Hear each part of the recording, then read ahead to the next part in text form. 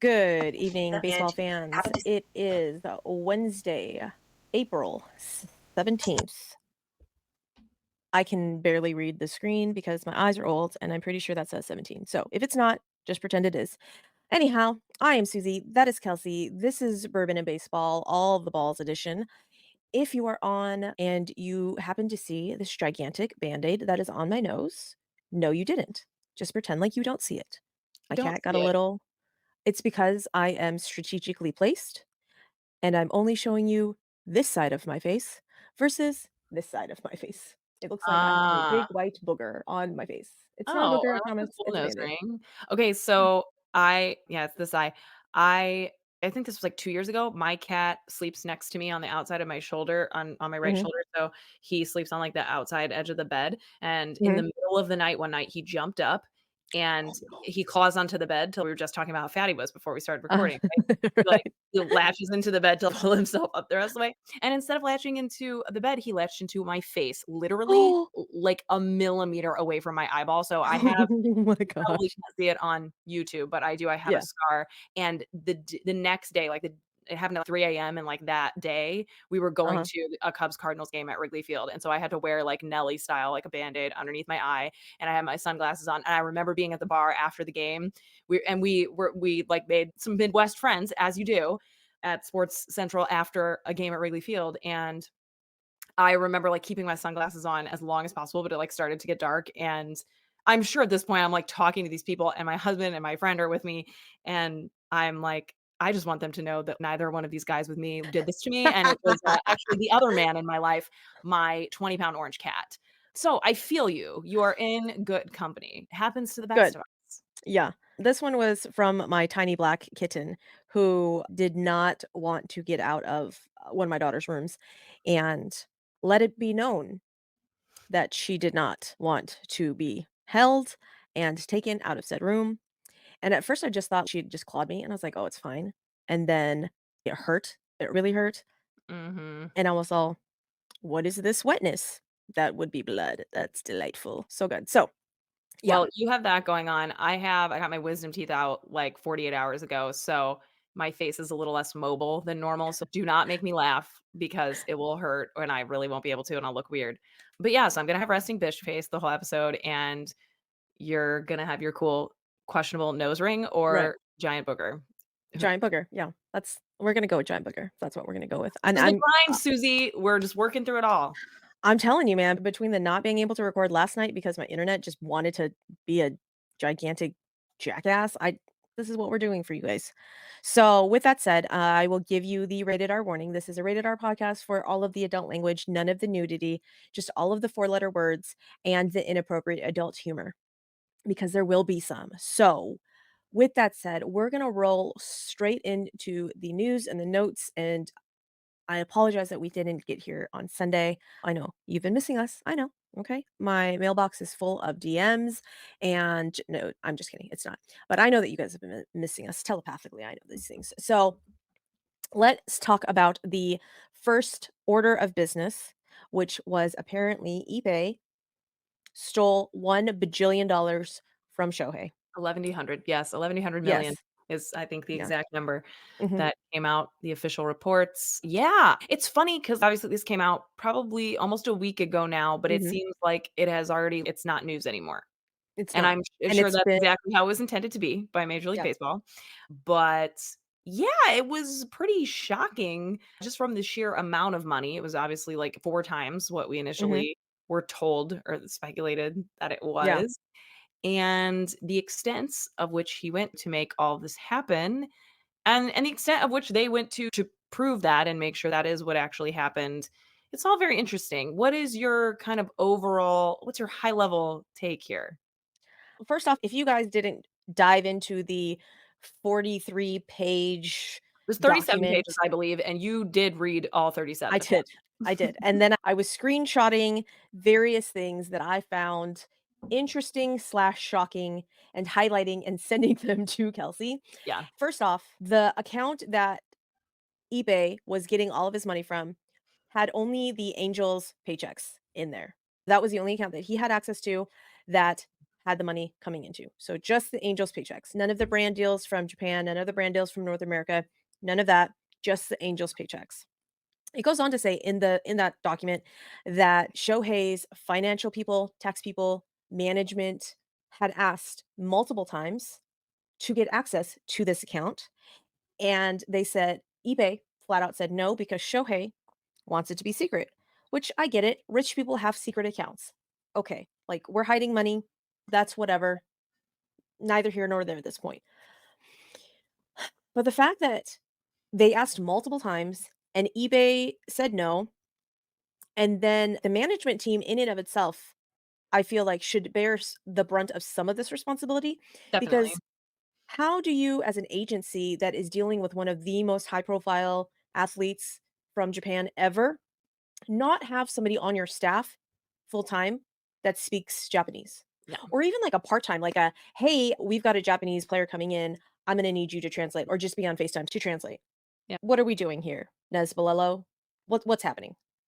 And so the fact that everything got filtered through eBay and therefore was sheltering Shohei, and in the 9,000 text messages between Shohei and eBay, there was no mention of gambling. So then obviously either they only talked about gambling in person or Or they never talked eBay about it. really did steal all of the monies Yeah. and just betrayed his best friend who, and at that point I'm all, Were did you honestly like him? Were you just using him? Was that the whole goal? Was this like a long con?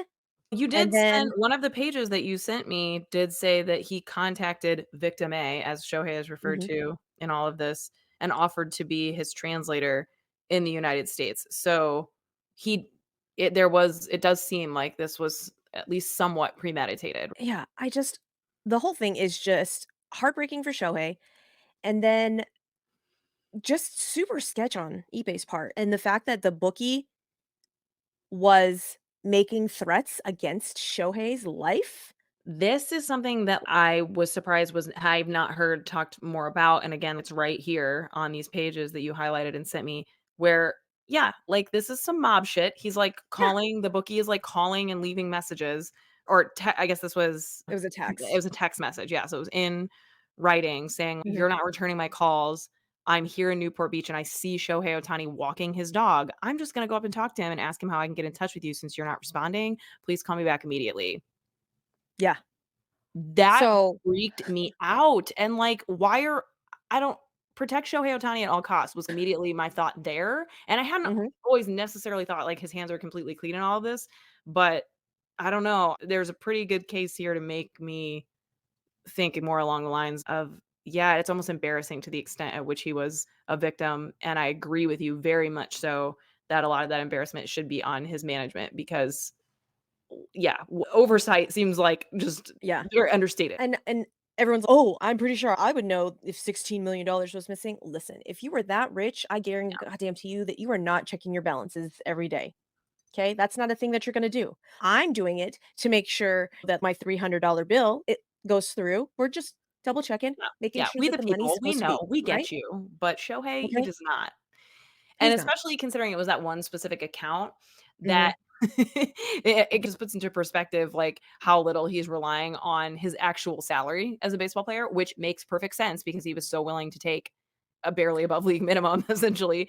And Because I that's just not where the majority of his income comes from, particularly the income that he relies on and right, might remotely keep track of. So that all lined up too, and no one even particularly brought that to light. yeah. I really wonder how much it fucked eBay with Shohei deferring as much money as he did. Ooh. Was eBay just like, "God damn it, Shohei, look what you did," you know? I'm only gonna Kidding. have so much to But play with now. Oh, was eBay just secretly freaking out, thinking, "Shit, now he's only gonna get $2 million a year? yeah. I've already spent $180 million." Mind-blowing type of money over the course of 3 years? I think it started in 21, so yeah, 3 years? From yeah, I think from what they could find records Yeah. of, and that's the other thing, there could have been a lot more, and Yeah. I agree that there is part of it a lot of it that seems very, like, far-fetched or hard to wrap your head around, but Yeah. if you we all have at least known of someone who has had Mhm. some sort of addiction issue or something where Yeah. you're like, "Wait, I, like, feel like I know them, and that just doesn't seem like them." That is how addiction and this kind of stuff plays out a lot of the time, so that it's yeah, it is really hard to believe, but it's something that a lot of us can't relate to, and Yeah. that's really No, wild. absolutely. Again, I really have to look at Nesbalello and the Yeah, entire, like, agency because CAA, like, that's what you're here for. yeah, So that is what you're here for. So, I don't know, maybe they rethink their business plan and have a translator on staff at all absolutely, yeah, times I would think so. to make sure that all of the things are being translated correctly and that everybody both sides taken care of. Right. And I just mind boggled me to know that literally everything was getting funneled through eBay. And now we talked about on another episode, Dave Roberts saying that that barrier had been Mhm, removed to Shohei. mhm. And now we're seeing it even more because now Shohei's doing interviews in English. I do think that, yes, just even in the past week, we have seen more of his personality, and then it makes you think, is he really this super private person and all of that? And I'm sure that was the perception to his agency as well, and a lot of the people working around him was, "Oh, if he wants to have his private account, like, that's part of who he is. Those are things that are important to him. We wanna be respectful of that." But is it? Or has it all been, yeah, part of the language and the cultural barrier? And having someone that he was Yeah. so comfortable with to be a buffer, I don't know. Yeah, and that was another thing that I think it was Dallas Braden, our buddy Dallas Braden over on the Baseball is Dead podcast had said something like, when you have the translator there the entire time, you go up to them and you tell them the joke, and then the translator has to translate the joke, and then everybody laughs. When the translator's not there, you go up and you're talking like broken Spanish or whatever, and they're trying to talk broken English, and everybody's just laughing at how awkward the situation is. And you bond over the awkwardness. You bond over that type of stuff. And when that's not there, and you can just translate the things, and the translator says, "Oh, he finds that funny." You just, "Oh, okay," and then you just go back. And Yeah. so I'm like, okay, yeah, no, I could see that. And now that Shohei doesn't have that, I don't want to call eBay a security blanket, but I almost feel like I think that's that's what it yeah, was. I think that's a fair term to use. Actually, while we're talking about this kind of one of the moments that I noticed from the past few days that we did see more of his personality was in the benches clearing brawl in California against the Padres. He came out with everybody and he is literally standing there like trying to mean mug somebody and then just like starts cracking up and it made me see him for exactly how I think we want Right. him to be and we assume him to be in the sense that like he's not throwing punches. And it just I don't know, that was a fun moment to see and it just is a small example of hopefully what we'll continue to get to see more of. Yeah. Again, Nesbalello, get your shit in order. Moving on to another agent that may or may not have his shit together. There was talk this offseason of the quote unquote Boris 4, all of Hmm. the free agents that apparently were going to get all of the monies, and then none of the monies happened and nobody got the contracts that they thought. Cody Bellinger, Jordan Montgomery. Why am I only coming up with the two of them? Matt Chapman, thank you. And Blake Snell. Blake Snell. There we go. So one of those people who I was like, definitely deserves a big contract or at least a steady contract, a long contract. Yeah. Jordan Montgomery says, "Hey, Scott Boras, fuck you." I'm pretty sure he didn't actually say Knowing that. Jordan I'm just Montgomery, that's paraphrasing. definitely what he said. Have you ever heard any interviews with him? He is, like, the most low key, like, guy ever, which Is is why he? That's he awesome. just does not align you think about, like, Bryce Harper Right. and Cody Bellinger and, like, these big personalities like Juan Soto, like, those are Scott Boras clients, it just makes sense. Jordan Montgomery Mhm. is literally the opposite, like, the polar opposite of a Juan Soto or a Bryce Harper in terms of just his how he is. He's so Right. mellow, he's so non-confrontational, and I was so happy to see this because I do think Scott Boras is a level of scam artist that doesn't ultimately go over well for players or teams. And mostly, I think it's hard, right? Because you don't want to seem like I'm certainly not anti players getting the most amount of money that they possibly can. These owners are making more off of them than they'll ever pay them. And that's just the way that it is. And even if they don't, even if it's a bad contract and it's a Steven Strasburg sort of a thing, I'm not going to feel Right. bad for the billionaires at the end of the day. That's by no means what I'm saying. But it just makes the whole thing about Scott Boras. Like he makes everything about him.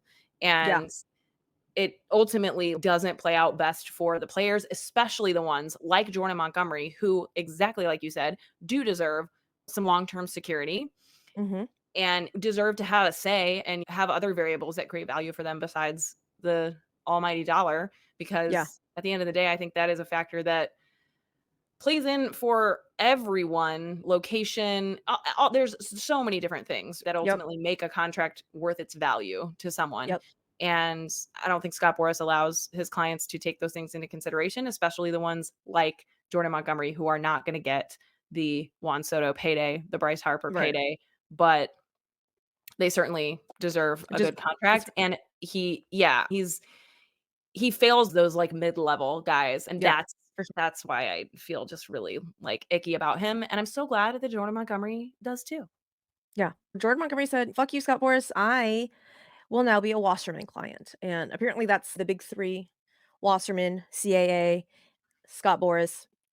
I wanna say Excel, I think is another one as well, and I realize that's 4. I can't count, that's okay.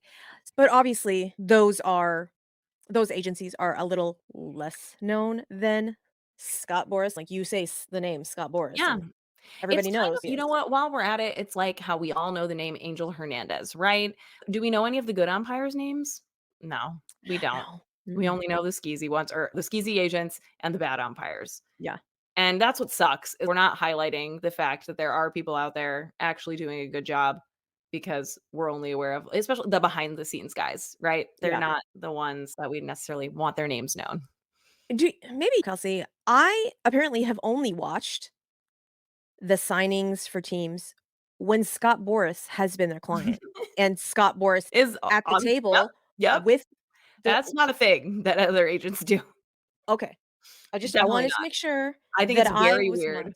not And okay, very I would love to hear the guys at, like, Foul Territory or somebody like that, who, or anyone who has been a client of his, talk about it, because uh-huh, I think it's super fucking weird, and no one has ever talked about it. okay. I don't know, we'll Th see. I was like, If we can "Is this a we'll do thing?" some Like, investigative I don't work and know. be like, "Why?" Okay. He talks at all of them, and again, it further plays into that narrative that I've created, and to some extent, I think we all Right. read him for, as being like this unnecessary barrier, he acts like he's got these guys like Max Scherzer who are so bought into him, and Mhm. that he has, because he has gotten deals for Max Scherzer. He has made life-changing things happen for Max Scherzer, and that's great. But Max Scherzer is like now his just like puppet on with the Players Association, and he has such heavy pull because of the fact that he controls so much of the money players in the Players Association. And it's just, at the end of the day, he certainly doesn't have anyone's best interest in mind other than his own. And Yeah, but he has a lot of power. And I don't know. I could talk about it in circles forever, but yeah. there's something that doesn't sit right with me about that guy. Yeah, it's so weird. If you are watching this YouTube or you are listening to the podcast and you know the reason why, or if you've heard, drop it in the comments. Send us a Yeah. DM. We would love to know. Like the YouTube. It helps the algorithm. Yeah, if you've ever So, heard a particularly good interview with a player talking about why he chooses him as his agent, yeah, I would be interested in that too, because I get it in terms of, it's if it's as black and white as money, but literally every other part of it I don't get.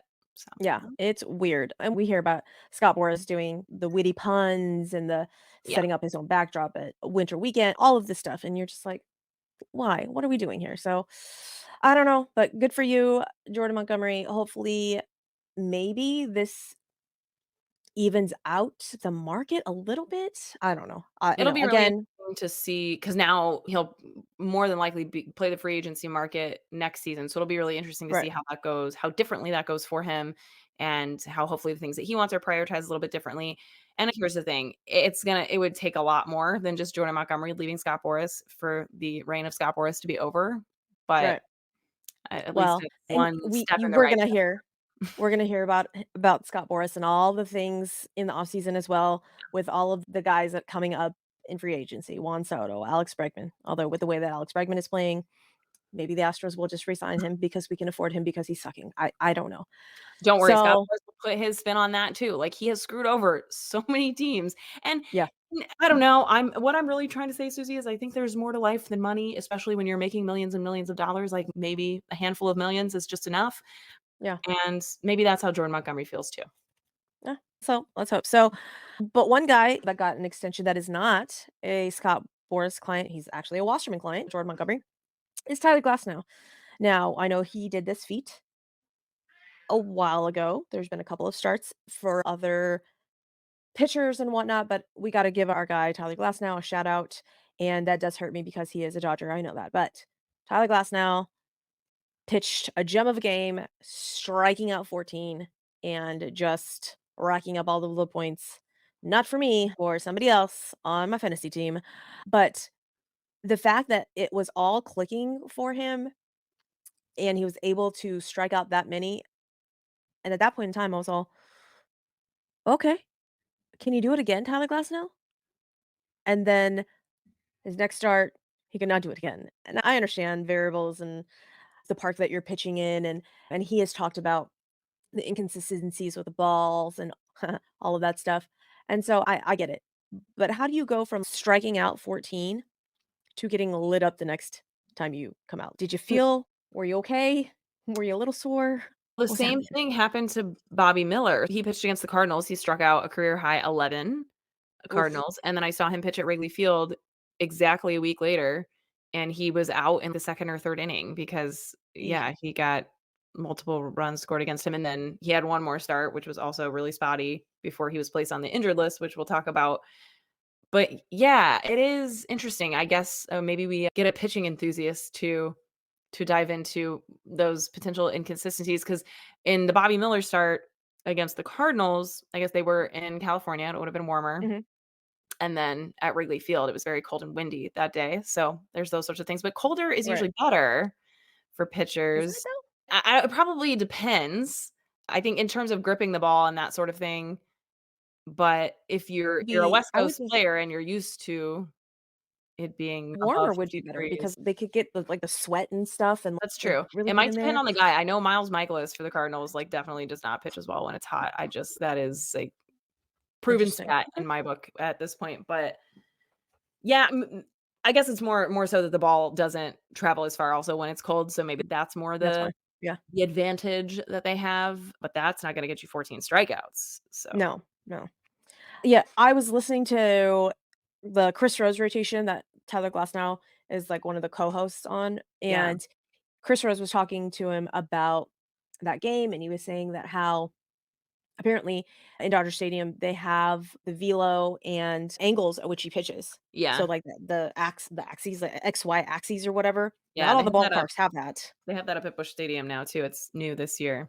Yeah. So, I guess he was looking up there, and all of his pitches were doing what they were supposed to do, and he was just dotting corners, and he was just everything was clicking. So, but he is one of the guys that has to throw hard. There is no, "Okay, Imma throw it like 93, and then when I really need to get somebody out, then I'll dial it up." Yeah. Because when he did that, his ERA was like 7 point something because he admitted it on "Oh, okay." He goes, "It's this is what I do. This is what I can do. This is how I've trained."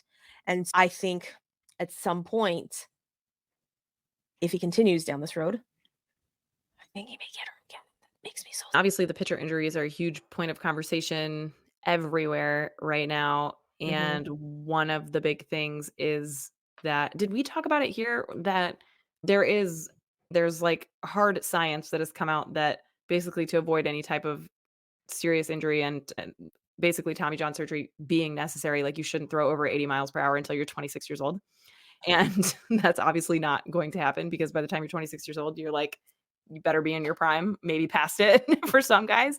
That's something that I've heard speculation on of like, why can't the high school kids that are trying to get noticed and scouted, like when they throw against the good hitters and they really need to get somebody out, why can't they ramp it up then and show the scouts, I have this, but I'm going to manage it down the rest of the time for safety and health reasons. And it's just doesn't work It that doesn't. way. The scouts aren't interested in that because it's like a one-off, like it's a fluke.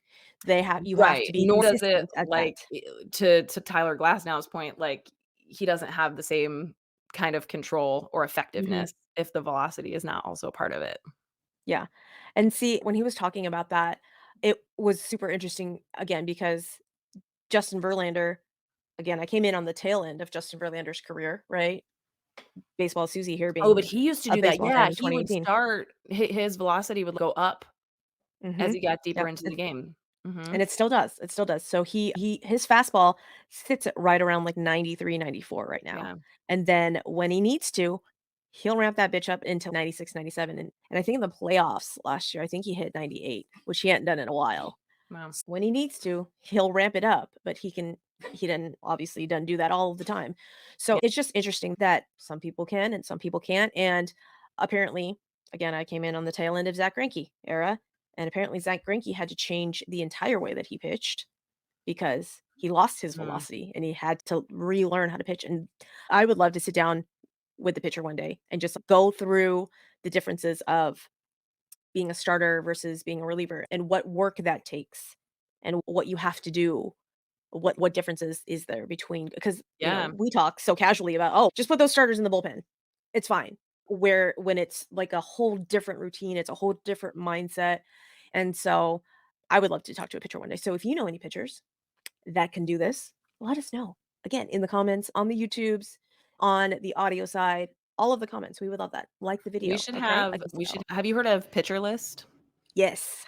We should have Nick on from Pitcher List because he pitched in college, but he's like a Oh, total okay. nerd about all of that, and we could totally ask him about this. So maybe we do a Pitcher List Oh, episode, especially with all of the injuries. And yeah, I've always been a fan of the guys because love me some Adam Wainwright. The Cardinals have never been the team that's going to sign the hardest throwing guys, especially in terms of starters, because they'll right. cost you. So I appreciate the art of pitching and the guys who have Verlander who have Mhm. that's why they're still playing, right? The Yeah. longevity of their career is so impressive, and it's because their command is as big a part of their game, if not more, than the velocity. Yeah. So, I dig that, but velocity is the name of the game for Yep. Absolutely. pitchers now, and it's all a part of it. Yep. So we will stay on the Dodgers. Apparently, this is now a Dodgers podcast, but we will stay on the Dodgers and talk about a situation that happened when Gavin Stone, one of their young pitchers, was pitching this last time around. He was in the midst of was it a perfect game or was it a no Yeah, it hitter? It was was a a perfect perfect game. game at this point. Mhm. Yeah. So the game that I'm referring to is the Dodgers Padres game where Gavin Stone was throwing a perfect game. And it was like in the sixth, right? Sixth or seventh? It was later in the Yeah, I inning. think it was at least the 5th, maybe the 6th. Yeah. Okay. And they threw in on Jerks and Profar if it was intentional, if it was not, it just got away from him. He Regardless, was throwing a perfect game. There's no yeah, way it was intentional. I don't think he was, like, throwing at him, like, brushing him back, Oh, sure. but apparently Jerson took offense to it, started jawing at Will Smith, and then apparently the bench is cleared, and all of the jawing happened. And then I was like, "Oh, okay." I didn't realize at that point that it was a perfect game. I Yeah. just saw the aftermath of it, and then you realized that it was a perfect game, and I was like, "Oh, yeah, that seems a little silly, but whatever." But then the fact that Will Smith Will that Smith. Not yeah, that Will Smith, this no, Will Smith on the yeah, Dodgers, who is, like, the opposite personality-wise from, what I read. I don't know if is that how your perception of him? Like, I would think he's, like, very soft-spoken, like, mhm, even-keeled. yeah, at least from all of the things that I've seen Yeah. or 'cause he's not showy, he's not I should say whatever, but soft-spoken, yeah, he's just yeah, maybe not soft-spoken, but just and the quote came out that he said after the game, "I don't know why we would throw at him. He's irrelevant." Will Smith, I don't know who the fuck you're talking to, but you better watch your fucking mouth because, sir, Jerks and Profar has 10 years in the game. I also, I'm know how much sorry, there's 700 Major League Baseball players at all on the planet right yeah, now. So, yeah, I don't think there's any way you could say that. You could say it in regard to literally anyone. It's just not a good look, well, especially someone, yes, who is tenured in Major League Baseball. and I'm like, "Smith, I understand that you got an extension, but you're still a baby. relatively overall in the whole grand scheme of things. And have you seen Jerks and Profar's stats lately? He's lighting up that team. Will Smith, what are we doing here? And then for the next game, because karma's a bitch and the baseball gods don't like it when you say shit like that. Of course it had to happen that Mr. Irrelevant, Jerks and Profar, had to hit the double with the go ahead RBI with the Padres to win that game. Just fucking love it. I just fucking love it. Like, It's the you same ran your kind of thing fucking as, mouth, like, a Myth. Bryce Harper thing in the playoffs, Mhm. 2023. Yeah. Like, you run your fucking mouth. This is Coincidence? what fucking Maybe, happens. but it seemed yeah, that was the fuel to the fire. Just I'm like, "Why, Will Smith? Why? Like, you don't need to do any sort of bulletin board material, sir. Okay? Just no." And I don't know. I'm all I'm saying is if I were the Padres, I'd be like, "Maybe we just let one go and just conveniently hit someone." I'm just saying, It's not a okay? nice thing to say, Will Yeah. Smith. It was What are like you doing? a verbal slap in the face, Yeah. if you know what I mean. Yeah. And Jerks and Profar took it in stride because literally the next game he was mic'd up. They asked him about it, and he's like, my emotions were a little high." And you could tell that the broadcast was trying to Oh, not yeah, goat I'm sure him they were into trying to poke the saying bear. something, but Mhm. they were trying to get a reaction, and he's no, he's I overreacted, and he was like, "There's some emotions." He's "That's fine. I don't think he was trying to hit me." So you could just tell that the broadcast was like, "Really? Yeah, That's it? give us That's the all we're good gonna stuff. get?" I don't know, but speaking of good stuff, Jackson Holiday finally gets called up. Jackson Holiday, the son of Matt Holiday, the one that's tearing the cover off of the ball in spring training and apparently couldn't hit left-handed pitching very well, and that was the reason why he didn't start with the club. Gets called up literally, I think 3 or 4 days before the deadline of if Jackson Holiday does win Rookie of the Year, then the Orioles will get an extra compensatory draft pick Yeah. as well for Jackson Holiday winning the Rookie of the Year, along with a year of service time. If they didn't call him up now, they would lose all that. But with all of the noise that was being made around that Norfolk Tides AAA team and the 43 runs, I say 43, I'm only half joking. I want to say 29. They put Yeah, it was 29 runs probably on a closer to 30 than 20. yeah, 29 runs on a team. I wanna say that his numbers have not looked great up in the major leagues, No, and and I do wonder how much of that is because of all of the noise and pressure being a part uh-huh, of the adjustment, and he doesn't look overmatched at the plate, I wouldn't say. He doesn't seem like the moment is too big for him. It's just not happening yet. He is 1 for 22, so he's hitting .045 at the moment. He got his first hit just a few days ago on April 14th, finally, versus the Brewers, mhm, but I think he has 12 strikeouts. Yeah, so it's not offensively clicking yet, but at this point, I assume that the Orioles are seeing how he handles it, and that's, like, the most yeah. important thing, right? And that his defense holds up on the other side of the ball, and, it's gotta turn around soon. Oh, yeah, you'd hope, but that's okay because the Orioles really don't need him because they have Gunnar Henderson just tearing the cover off the ball. Known ball knowers, that would be you and I, Kelsey. Colton Cowser. Colton Cowser, do you Colton guys know Cowser about might Colton just be the Cowser? rookie of the year, man. Mhm, mhm. Wouldn't be surprised. Would not be surprised if Yeah. Colton Cowser stole that, and it cracks me up that they call him the milkman and they moo while he's at bat, Yeah, the Holy Cowser and puns are yeah, all it over it the cracks place. me up. And don't sleep on Jordan Westberg either. Yeah. Jordan Westbrook is also doing wonderfully up there. Grayson Rodriguez, they just have a plethora of all of their young guys just doing really well. So they really don't need Jackson Holiday to do well. He can just slip in under the radar, quote unquote, and just get the hits when he needs to.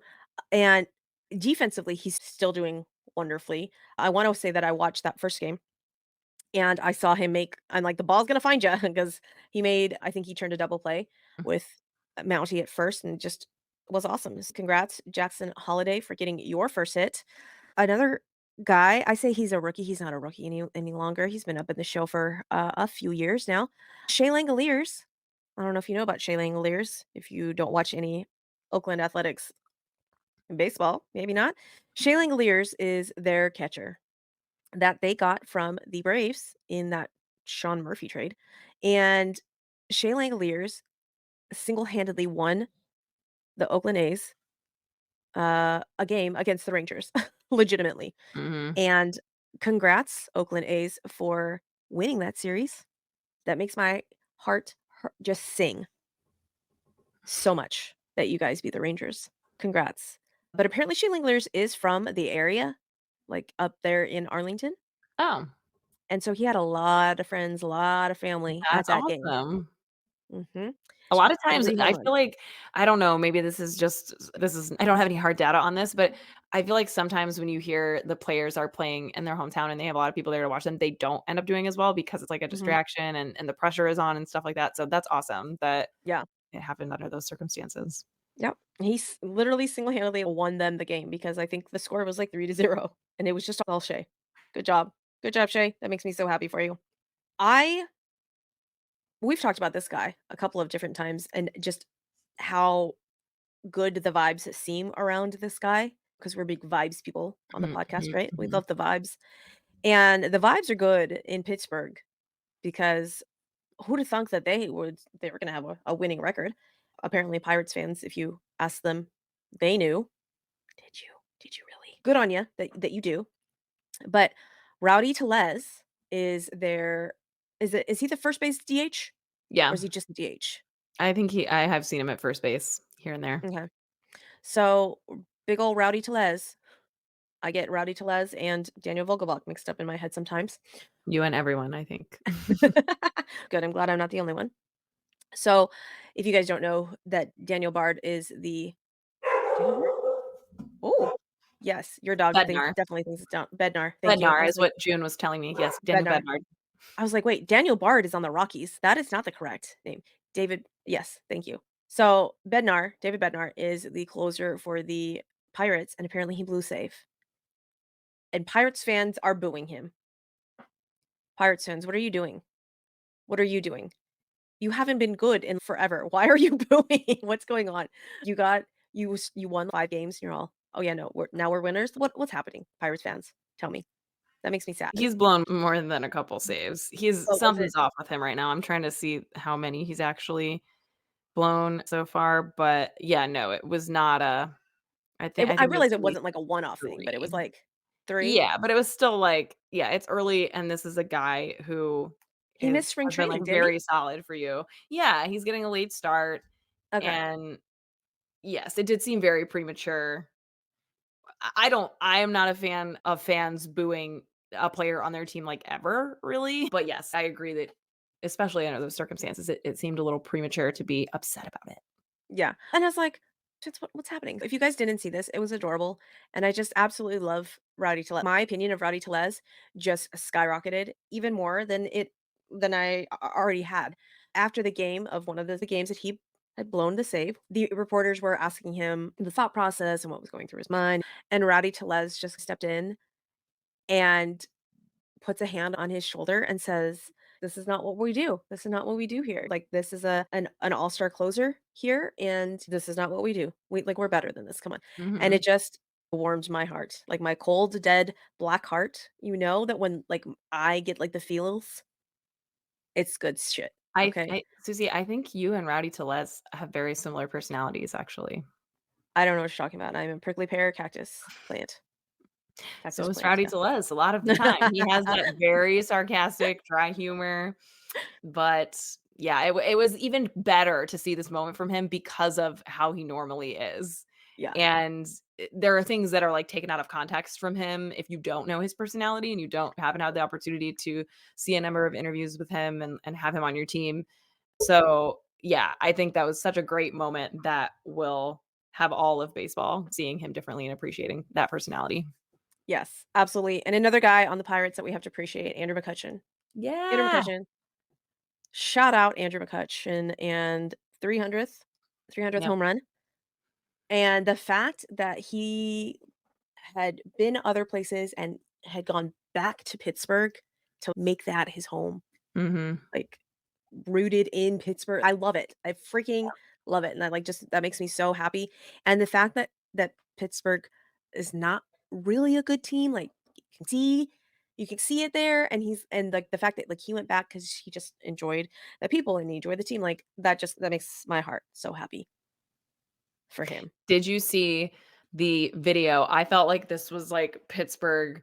I'm sure they did not feel this way, but I took it as, "Oh, the Pirates are, like, showing the Dodgers how it's done actually right now," because they took a video and posted really great pictures of the little boy who caught the ball and him meeting Andrew McCutcheon, and he brought it back to him, and they exchanged Uh-huh. the ball, and Andrew McCutcheon signed a bat for him and took pictures with him and had a whole conversation with him, and it just they posted that on social media, like, right after the game, and Oh my the petty part of me, they should have CC'd the Dodgers.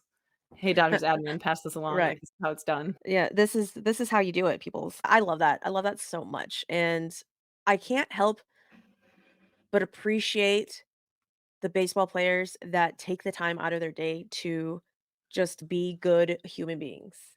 And just literally, Jose Altuve, for as much shit as this tiny little man gets, he is the epitome of a great guy. Okay. So I just need all of you to know that if ever you are around me and you start booing Jose Altuve, I will throw hands. I will fucking throw hands. The bail money is already set aside and I will throw hands. This guy, he is literally, he will bring kids out onto the field and just sign shit for him. Just sign shit, talk to him, take pictures, and is just so selfless about it. And this man just gets so much hate from like literally every other fan base, and it just drives me absolutely fucking insane. And he It just is takes it all in really stride. weird. Maybe we should do an episode about I guess this was like the 40-man fine was along these lines of because there are players that I don't care what team they're on. There are just certain players that I'm drawn to, and sometimes it has nothing to do with, like, their statistics or anything. Because 'cause I'm sorry, before last season, who was Mhm. rooting for Lourdes Gurriel Jr.? Me. That's it.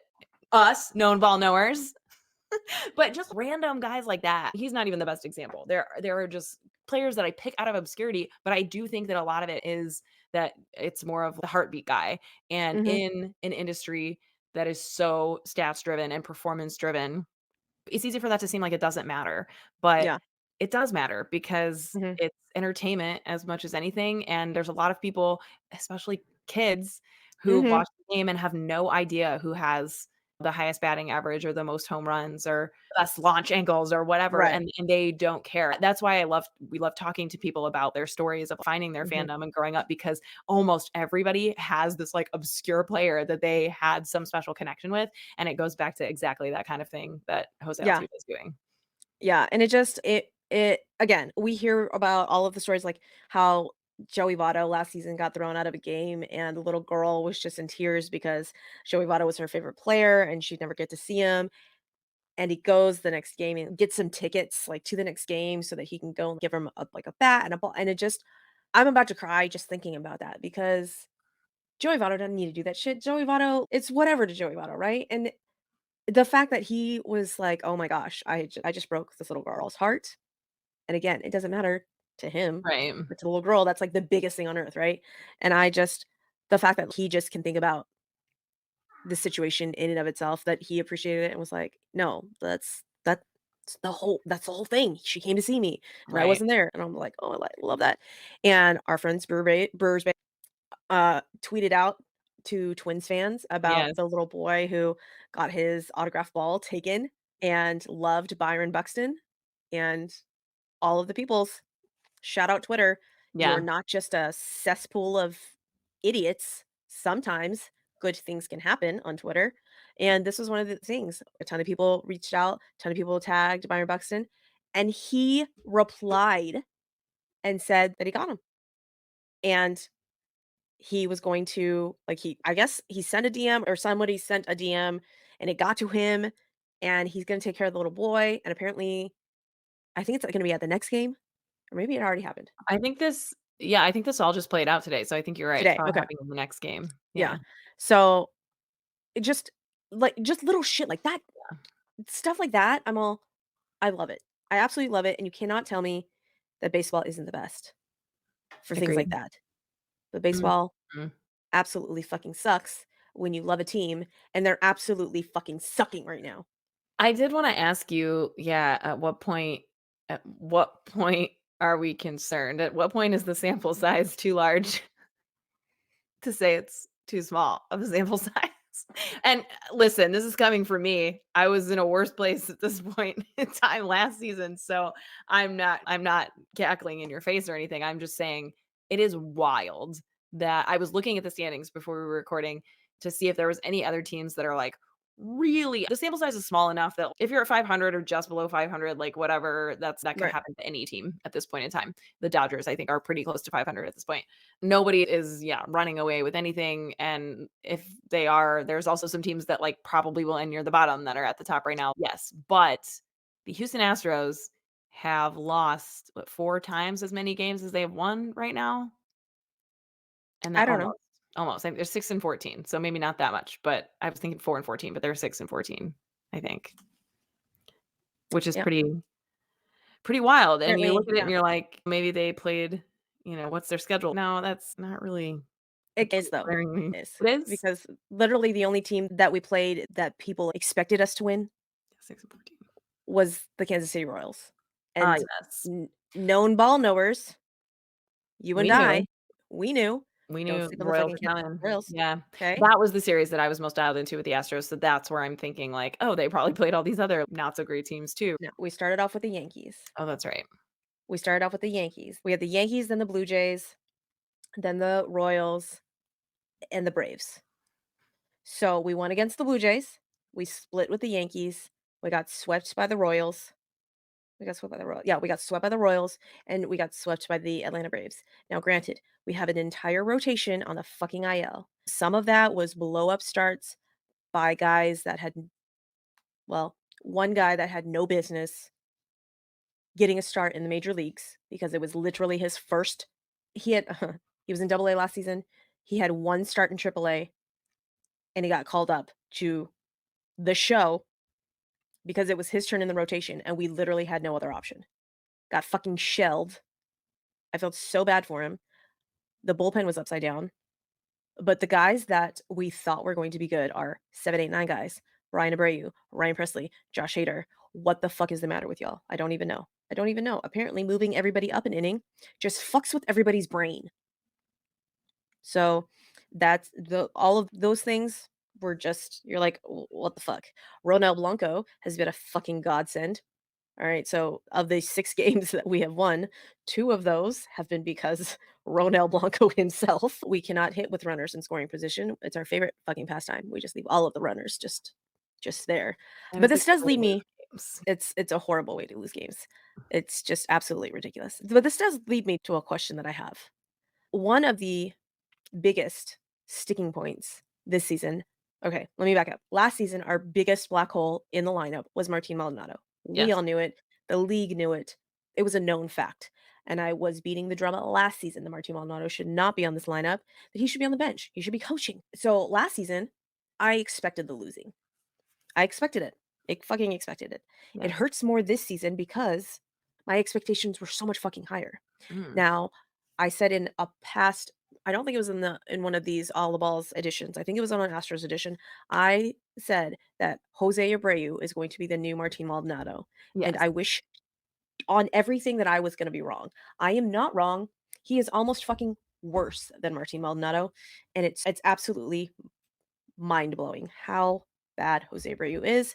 And it just looks he is trying to hit through molasses. And I say this as a person, obviously, who cannot hit a fucking ball as it is. I know. I understand that I have no athletic ability. I Isn't it understand this. so Okay. stupid how we feel like we have to disclaim anytime we're, like, being Yeah. critical? I understand. They're, like, the 1% of the 1%. I Yeah. absolutely get it, and I suck Okay. at everything, but can we talk about what they're supposed to be good at now?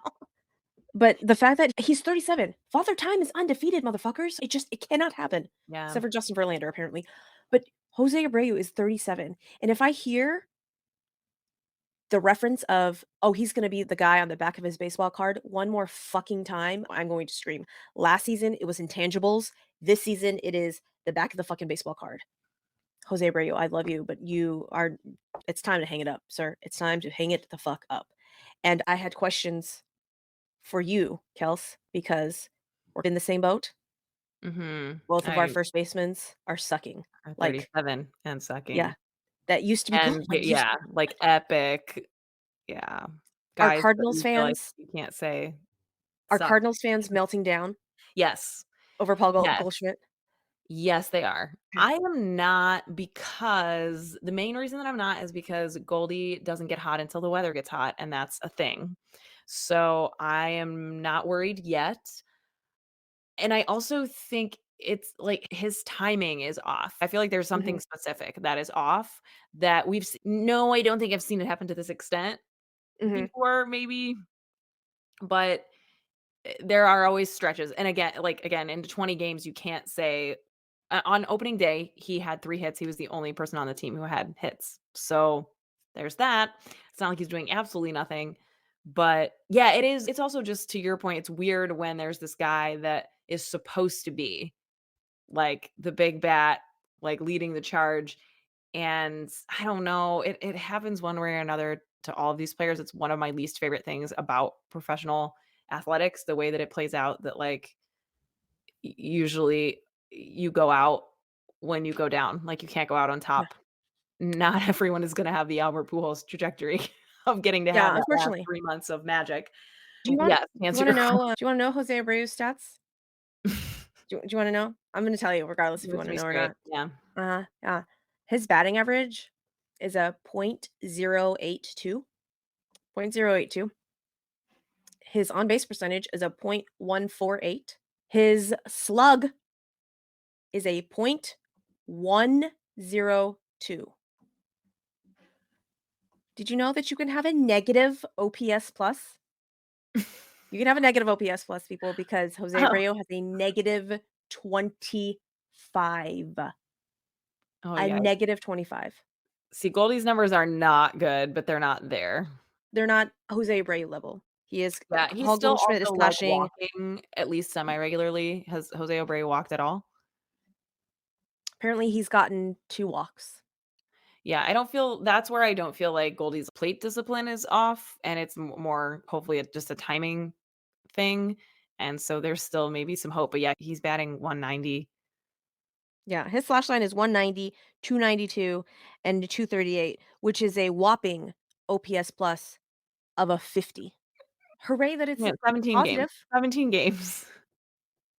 It's a positive. It's a positive number, unlike Jose Abreu, that is not a positive number. In 15 games, Jose Abreu has struck out 16 times. Yeah, it's not a great Yeah, look, no, let me in bring you. 17 games, Paul Goldschmidt has struck out 21 times, and I believe Mm, that because that's the most troubling thing is you're seeing like you were saying, he's swinging through molasses, you're seeing him swing and miss like never before, yeah. and So that's concerning. this this led me down a path of other, we'll say superstars. I don't put Jose Abreu in a superstar category, but he's well known, as is Paul Goldschmidt. Yeah.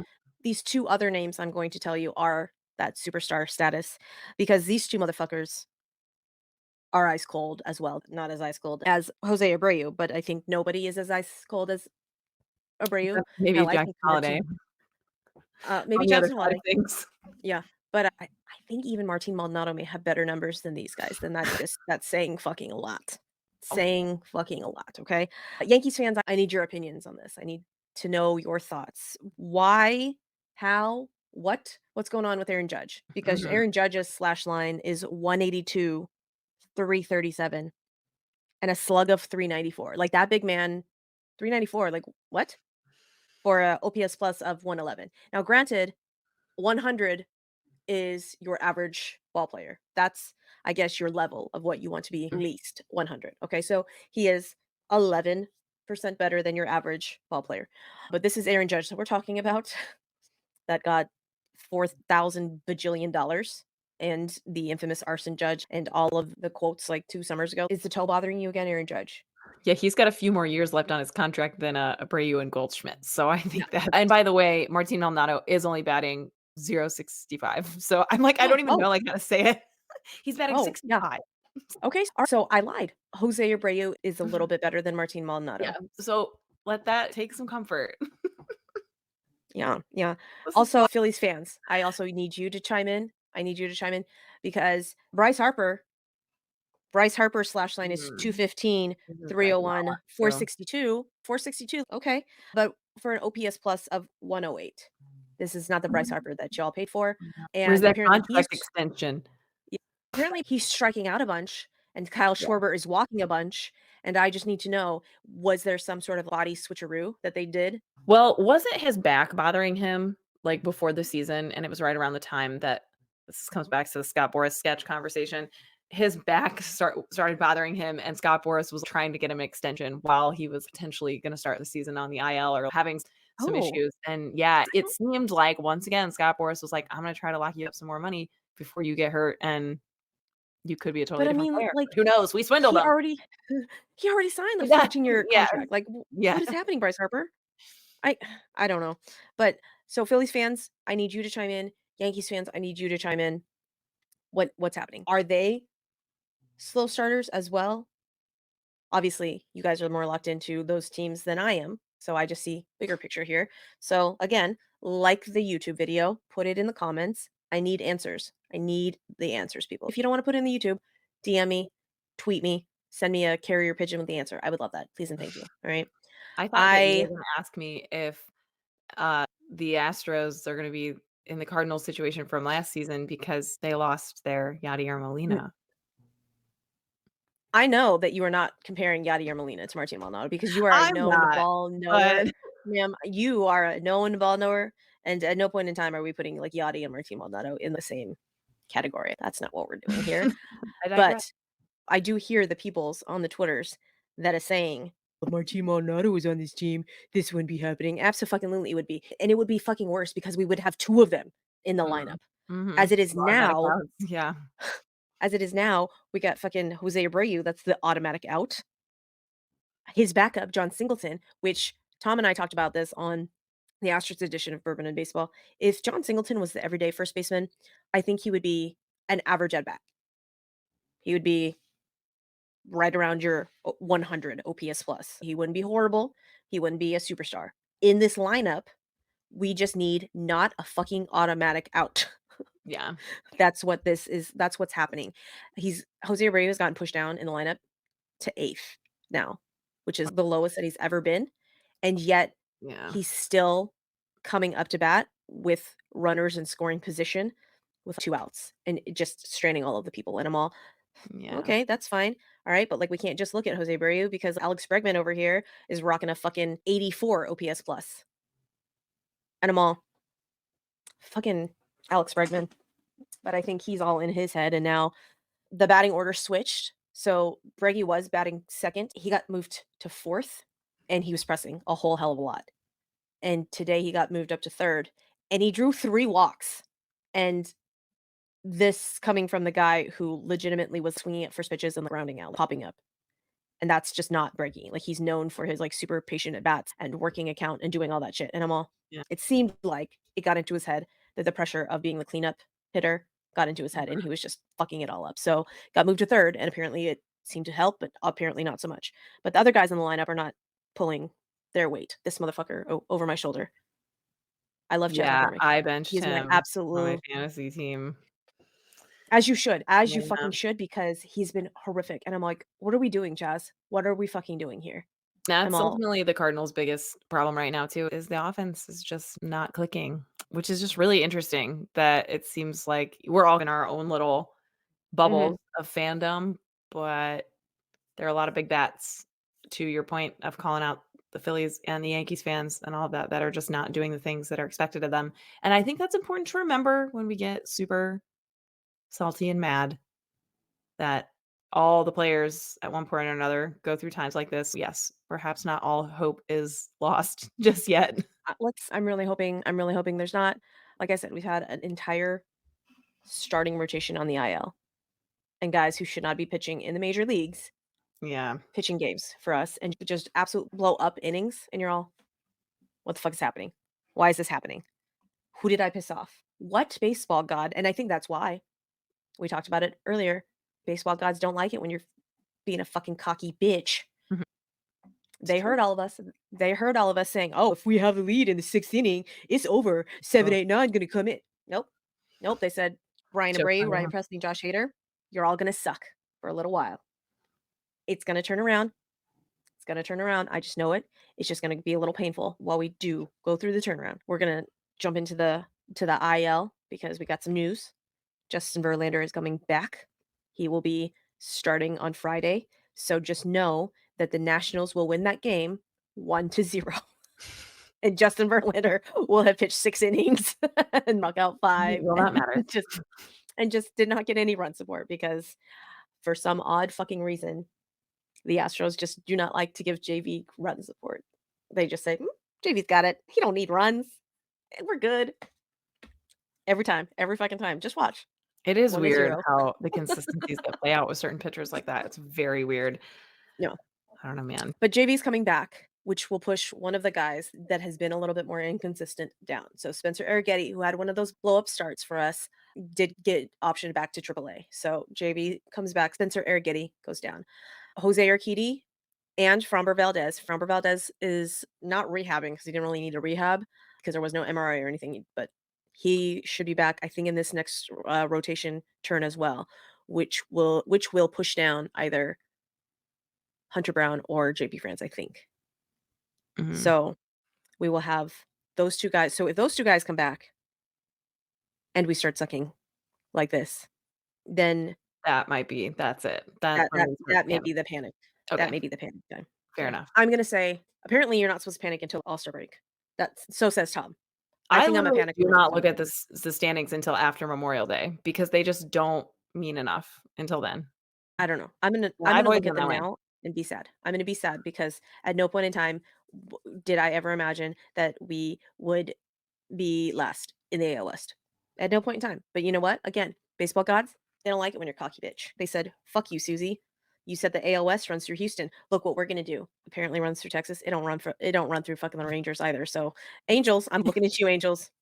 That's what I'm doing because Mike Trout's single-handedly taking that fucking team on its back. And then Anthony Rendon has like multiple games with hits. He's playing baseball, which is more than we can say for him at other times. This is very true. And I don't know what happened to the Seattle rotation. I said nice words about the Seattle rotation. Luis Mhm. Castillo and George Kirby and Logan Gilbert. What the fuck are we doing? I don't know what happened to you, Luis Castillo and George Kirby. I dropped George Kirby Yeah, I from my fantasy drafted team. Luis Castillo. It hurt my heart. I don't know. So, all of that said, we're still only 4.5 games back from the Exactly. lead. But we're sharing last place in all of our divisions with the likes of the Chicago White Sox and the Miami Marlins And the St. Louis Cardinals. It's fine. and St. Louis Cardinals. Yeah. Yeah. Just all of the people that we thought were going to be at the bottom. Speaking of the IL, we're going to tell you a little bit about the IL and how many players are on the IL and maybe a little bit of why. There's so many. J- There's more than there's we so can get to, but the big ones, we mentioned Bobby Miller, starter for the Dodgers, is on the IL. I'm not sure, did they come out and say what's even up with him? Because that was one where I saw they posted it, and Dodgers fans were losing their minds. It was seemingly out of nowhere. Okay, it's his shoulder. Not ooh, great. not He's on a great. 15-day IL due to right shoulder inflammation. Yeah, that's But that reads because it wasn't like he got pulled from a game or something. But he had that start against the Cardinals, and then his next 2 starts, something was up. And we'll see. Hopefully, okay. that doesn't turn into anything more serious or more long term. Unfortunately, Trevor Story's shoulder, Oh, definitely more serious or long term. oh my God. I felt He so bad for Trevor Story because he wasn't raking, but he was definitely the shortstop of that team. And it looked like he was heating up defensively. He was doing great. And I feel so bad for him because he's had that label of injury prone. They've all been injuries like this, where it's like, how can you prevent this? It's not like soft tissue injury or something like that. It's like a Right. broken, he ripped his shoulder out of his socket and Yeah, like, we all saw that's him go down on the field. It was, yeah, an in play kind of injury. yeah, yeah. But he is But out. He had to have surgery, and he is out, expected to need at least 6 months to recover. No chance to return this year, and that's after he didn't play at all last year. oh my God. Another guy that apparently is not on the injured list, but that maybe should be, that did you see this game where the Rockies had to pinch run Oh, with the pitcher? Kyle Freeland? Yes. The Rockies just said, "You know what? We ain't got nobody else. Kyle Freeland are literal." I guess I didn't, like It is weird. It is weird. I, as a National League fan in where still the majority of the time I've been watching baseball, there, like, wasn't the universal DH. That's not, like, a completely unheard of thing in that time. It is now. So it Right. certainly is weird, but I think that's why it initially didn't raise red flags for me, but also it's the Rockies, so they're doing Well, their own thing. but what are we doing? The bench wasn't, Did you like, guys empty. That's why I was so confused. I'm like, "Why are you pinch running your quote unquote ace?" Let's Just just be he's really the ace honest, of there the is Rockies, the so Rockies, okay, yeah. He'd be like a 5 on any other team. Regardless, there are other like, Kyle Freeland, what are we doing here? So he collided at home plate and separated his non-throwing shoulder. Apparently, though, it says he's supposed to make his next start wow. on next Friday. I guess good for you that wasn't your throwing shoulder? Throwing arm? Yeah. Throwing shoulder. I that blew my mind. So, How often do you yay, think Kyle you Freeland. practice sliding? Probably not a lot. He's like, "Hey, put me in, coach, I'm feeling froggy." Look, I don't know. I don't know. But Black, if you wanna come on the show and tell us about it. Please do. We would love that. So, another feeling froggy situation. Tyler O'Neill and Rafael Devers Oh, collide right. in the outfield. I don't even. Were you not yelling? Was Rafi not yelling? Did Rafi not hear you, Tyler O'Neill? Were I don't know, it was definitely Tyler O'Neill's ball, it was the left fielder's ball or the outfielder's ball. I don't know, that was but it was just a really ugly situation because yeah, they collided super, super hard. Tyler O'Neill has 8 stitches in his head. He is sitting for the next couple of games. I think he is potentially going to play tomorrow, though, because he has cleared so concussion protocol. so he has. Okay, that Mhm. was my next question.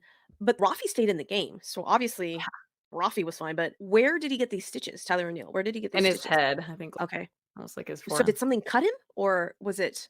I'm not sure what he was definitely cut, yeah, in his head. I'm not sure what it was that cut Oh, his head, but yeah, yeah, I don't.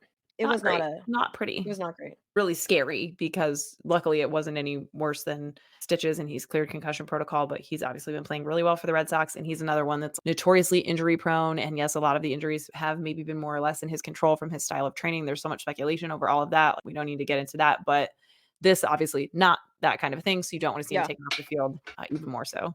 yeah, and leading all of MLB with homers, known power hitter Tyler O'Neill. We knew that.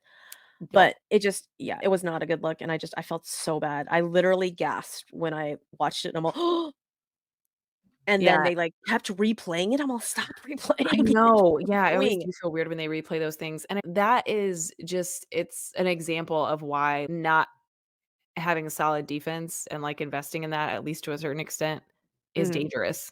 Yeah. And the Red Sox probably have one of the worst defenses in baseball right now. Yep. Yeah, no, it's Yeah. not great for not good Uh, for winning games for safety, functionality. yep. We will stay with the Red Sox as well because Nick Pivetta, also on the IL, is Okay. on the 15-day, and he will resume playing catch Saturday.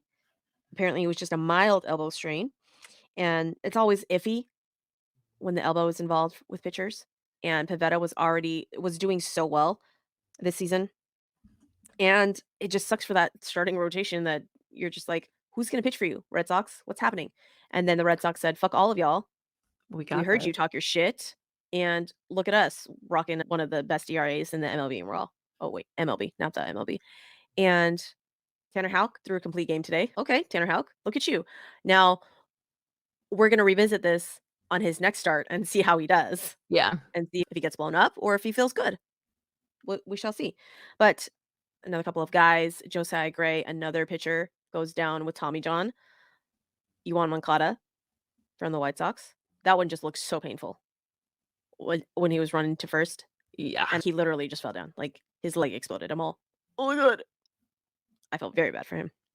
Seiya Suzuki of the Cubs also hurt with an oblique. He's out for 4 weeks. Yeah, Also huge sucks for bummer him. because he's a Yeah. game changer in that Yep. lineup, and, yeah, maybe a window here, Cardinals, to pick up your offense because Seiya has been making it happen for the Cubs, Yeah. so that's a big hit for them. Yeah. But Michael Bush said, "Hold my beer." Yeah, I also, got you, like, Seiya. they have Michael Bush, so it's fine, but, It's yeah, fine. he is It's doing fine. all the We're all things. I think he is gonna be one that stays hot, by the way, so hopefully he stays healthy. I don't think it's a fluke. I think he's for real.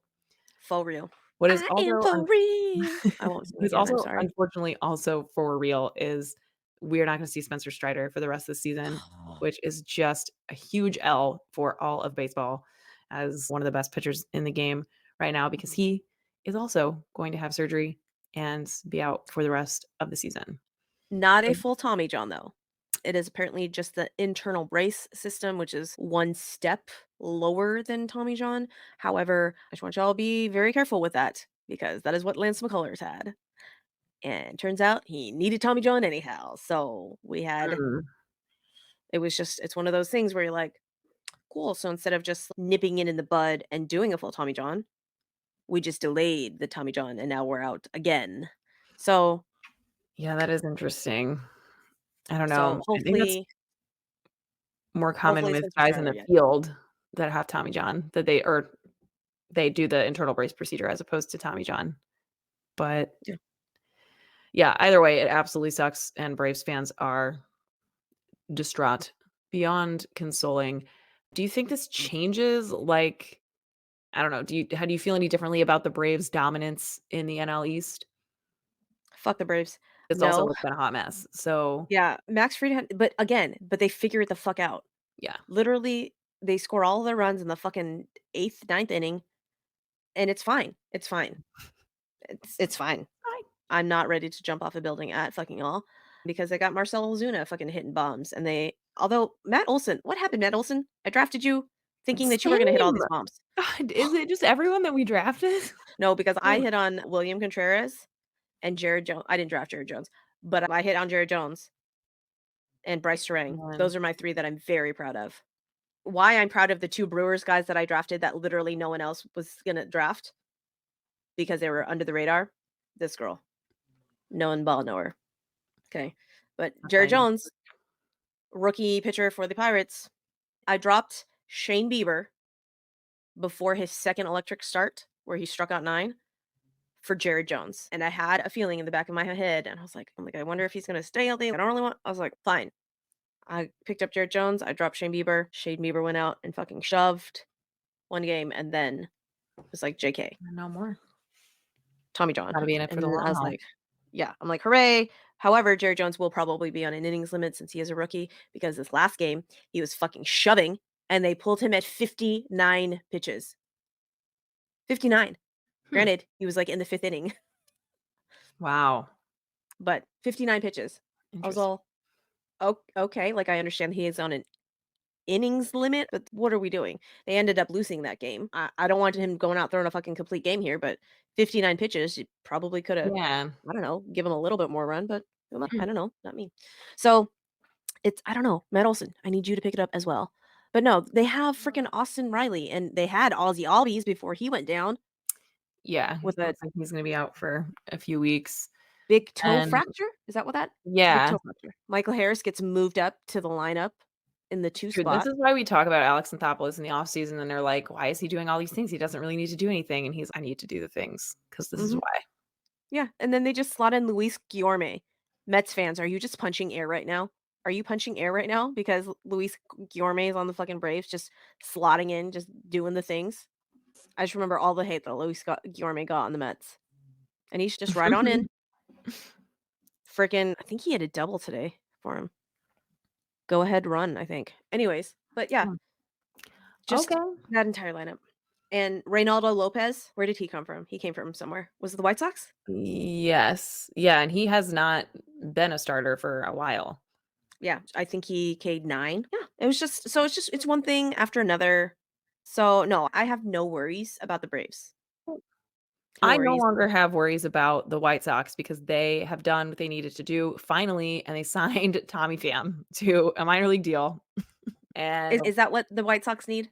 it's what White Sox fans have been waiting for, I can assume. He's gonna earn $3 million with the if he plays in the majors with up to 1.5 million in incentives, and the White Sox have until April 25th to add him to the major league roster, or he can request to be released, and then he also receives a $500,000 bonus if he gets traded, which is interesting. That's something the White Sox are thinking about already. So I don't know, it's Interesting. weird. In all due respect to Tommy Pham, like, why didn't this happen way earlier, and why is this all that he got? I don't really get it. I don't know. Why is Brandon Belt not fucking signed? Why haven't the Astros Yeah, signed Brandon Belt, who's rocking an OPS plus of 135? Who knows? I'm not salty about this at all. I No. don't have Well, the I mean, answers. but I think Kike Hernandez did a whole very candid interview about Mhm. this, saying, Yeah. like, how none of the players really got what they were thinking that they were gonna get, and that Mhm. all of the offers that came in were all very similar, and I guess Mhm. normally that doesn't happen, and so I don't think he went out and used the C word being collusion, but I'm Right. pretty sure there was some bad, and I'm like, "There's gotta be someone talking to somewhere, like, how this I hasn't happened know. before is beyond me." Yeah, it's easy to draw the line, but I'm sure the analytics plays into it too. I think more and more teams are probably using really similar formulas to Yeah. spread them out these contracts just because it's more black and white for them, and that's what they're trying to do in any way, shape, or form, in any way that they can. Yeah. And, here's the Tommy Pham, we're talking about these 37-year-olds today. Tommy Pham is 37, and Oof. maybe that's a big part of why he landed where he did He in did. terms of the money, and I don't know. Yeah. I still think it's a Well, little weird, but I'm sure that's the easy answer. and I'm saying this, and Astros fans are clamoring for one of our AAA kids to come up and play first base, who has really never played first base ever, but everyone's pointing to his strikeout rate, and I'm all, "Bro, that's what we have now Yeah. in Jose Abreu." At this point, get Joey Loperfido up, let him strike the fuck out, because when he gets a hold of one, it will get launched over the fucking fence, because Joey Loperfido is leading the minor leagues in home runs right now. But then again, I caution myself and say, "Okay, but Joey Loperfido is no Jackson Holiday, and look at what Jackson Holiday is doing Right. up here." So, I realize there is a give and take. However, Joey Loperfido is older. I think he is a little bit more seasoned. He's been around. Obviously, Jackson Holiday's been around, but Jackson Holiday's a freaking baby. He's like 20. So, Yeah. there's something to be said about that too. But we've been clamoring for these younger guys, and I've been clamoring for Brandon Belt, that I'm like, dude, he can hit left-handed pitching. Hell, I'm pretty sure he can hit right-handed pitching better than fucking Jose Abreu at this point. What are we doing? But it's obviously we can't. Jim Crane is not gonna eat that freaking contract. If he does, that Correct. just admits defeat, and I don't think he's going to do that, because he is a very proud No. man. But take a page out of the fucking Diamondbacks book, y'all. They literally DFA'd Nick Ahmed, who had been with the organization for 43 years. I don't think 43 years, 10 years, whatever. And they DFA'd Madison Bumgarner. How the Yeah, fuck you gonna DFA that's Madison what I was Bumgarner? thinking. D-backs said, "Sorry, we cannot hold your dead weight." And look what that did. Look where it took. Looking at you, Astros. I don't know who you can pull up for first base for. Oh, we have plenty of first base in the system. Alec Burleson can play first base. Luca Baker is in AAA, who's a big home run guy in AAA.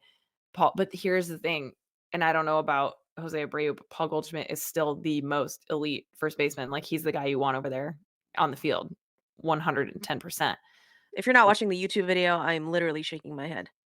I'm legitimately just shaking my head no, Like, his because unfortunately, athleticism on the field is not suffering at all.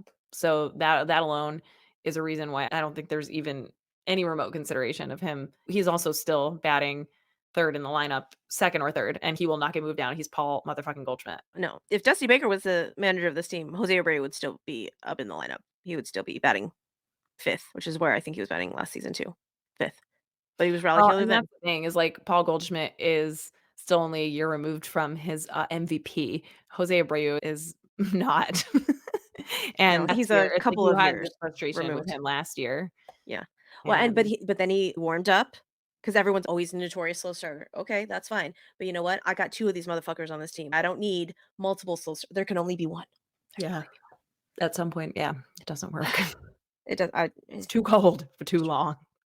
so frustrating. But regardless, guys, we appreciate you guys hanging out with us and talking all of the balls. Speaking of talking all the balls, we're going to bring back a segment that I like to call Talk Dirty to Me, because I sent this to to Kelsey Yeah, today, we've got and to. We've been touching them already it all made over the place. it made me giggle, because, guys, what is happening?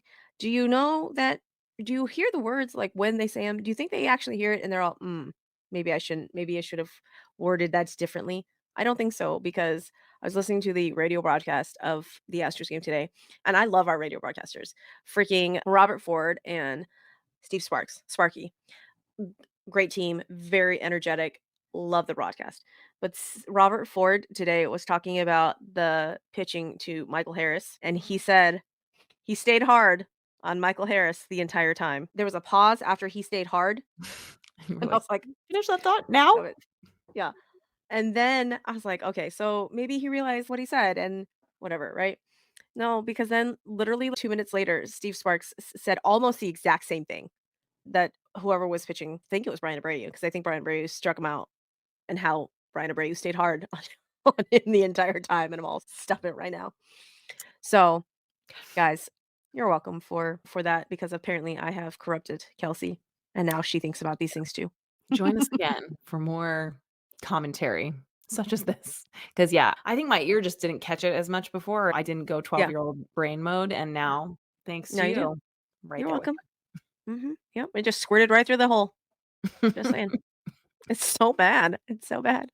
I love it so much. So, guys, if you enjoyed this episode, if you enjoy any of our episodes, please hit the subscribe button on YouTube, hit the like button on the episode, give us a 5-star rating, give us all of the nice words. Again, 4 words, noseball is hilarious. That's all we ask. That is all we ask. I would say that you can just put the 3 words, but I'm pretty sure you have to put at least 4 words. You could just say known ball knowers, or these girls are known ball knowers. We'll take that too. All right. So, with that said, Kelsey, tell the people where they can find you on the interwebs. Best place to find me for all the baseball content is on Twitter at KBirdTweets, which you can see here on your screen, KBURD tweets. Got a link tree in my bio there, and that'll link you to my weekly podcast, Peace, Love, and Baseball. And you can find that on YouTube and wherever you get your podcasts. So basically, if you found this, it's pretty easy to find that. Just type in Peace, Love, and Baseball, and I'll be there unless I'm here. Indeed. With that said, we are going to sign off, and we appreciate all of you guys, and we will see you next time. Yay, baseball. I say baseball. I lost my mouse. There it is. Okay, we're going to hit and record now. Okay, bye.